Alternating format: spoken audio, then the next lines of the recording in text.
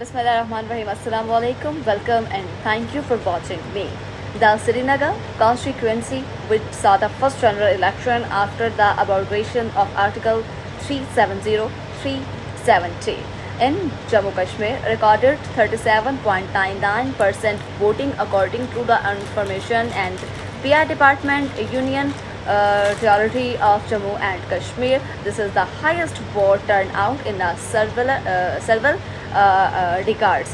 The vote turnout in Srinagar was 14.94% in 1996, 13.06% in 1998, 11.93% in 1999, 18.57% in 2004, 25.55% in 2009, 25.86% in 2014, and 14.43% in